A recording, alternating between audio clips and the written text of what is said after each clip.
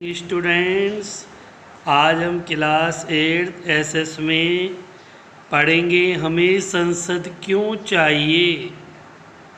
हमें संसद के बारे में समझना है कि हमें संसद क्यों चाहिए। बच्चों, हमें इस बात पर गर्व है कि हम एक लोकतांत्रिक व्यवस्था का भाग हैं जहाँ पर जनता का सहयोग लिया जाता है।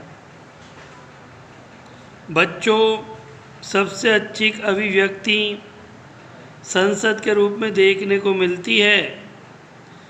आज हम संसद देश के नागरिकों को निर्णय प्रक्रिया में भाग लेने और सरकार को नियंत्रित रखने में सहायता करती है।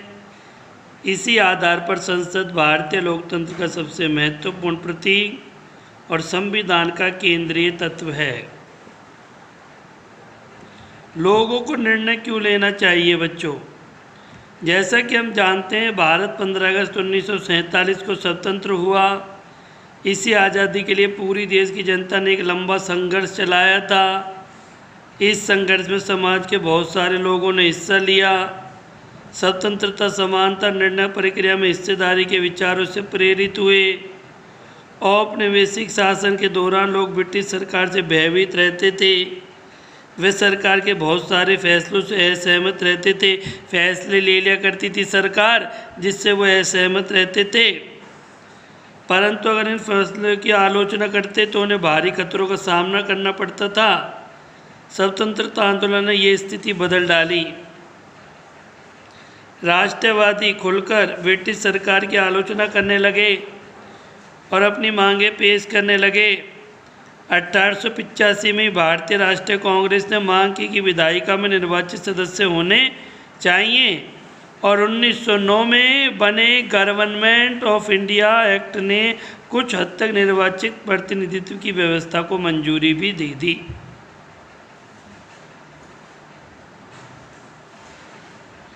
हालांकि ब्रिटिश सरकार के अंतर्गत बनाई गई ये शुरुआती विधायिकाएं राष्ट्रवादियों के बढ़ते जा रहे दबाव के कारण ही बनी थी, किंतु इसमें भी सभी वयस्क को न तो वोट डालने का अधिकार, यानी कोई मतलब चुने गए थे किसको वोट डालना और किसको वोट नहीं डालना।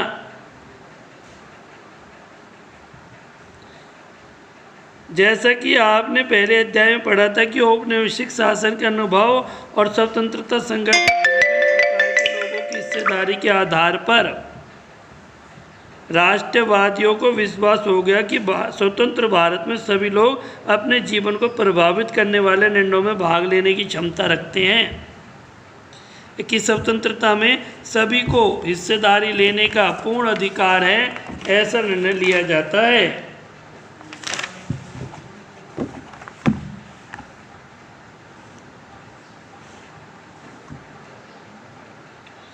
पर हम एक स्वतंत्र देश के नागरिक बनने वाले थे, परंतु इसका यह अर्थ नहीं कि सरकार जो चाहे कर सकती है। इसका अर्थ ये कि अब सरकार को लोगों की आवश्यकता और मांगों के प्रति संवेदनशील रहना होगा, उनकी बातें माननी होंगी, जो सही है वही फैसला लेना होगा। स्वतंत्रता संघर्ष के सपनों और आकांक्षाओं ने स्वतंत्र भारत के संविधान में ठोस स्वरूप ग्रहण किए। संविधान में सार्वभौमिक वैश्विक मताधिकार के सिद्धांत को अपनाया, यानी सभी वयस्क जो हैं वोट डालने के अधिकारी रहेंगे।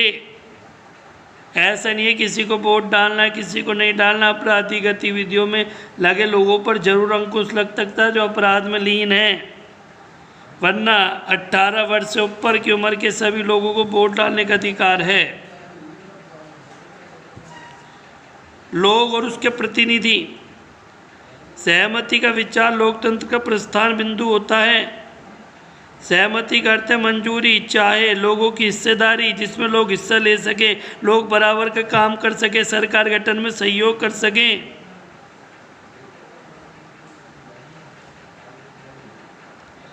व्यक्ति ही महत्वपूर्ण है, व्यक्ति ही नागरिक सबसे महत्वपूर्ण है।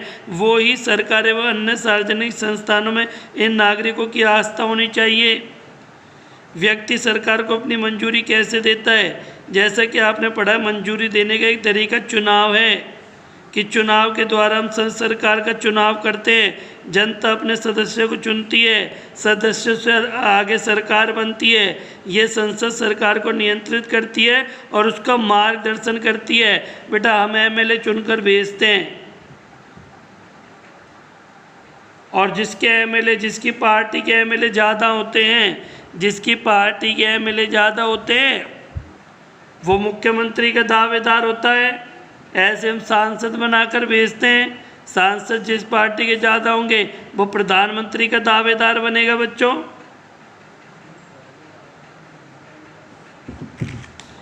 प्रतिनिधित्व का ये विचार कक्षा 6 और 7 की सामाजिक एवं राजनीतिक जीवन पाठ्य पुस्तकों का एक महत्वपूर्ण विषय था। आप इस बात से पहले ही परिचित थे कि सरकार के विभिन्न स्तरों पर प्रतिनिधित्व का चुनाव किस तरह किया जाता है। आइए हम इनके बारे में फिर से दोहरा लें।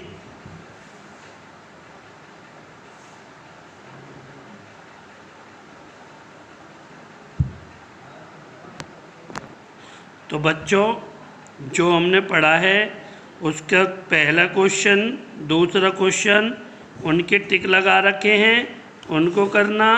ऐसे ही तीसरा क्वेश्चन है, तीसरे क्वेश्चन का भी टिक लगा रखा है, उसको भी सही ढंग से उतारना और इन सबको याद करना।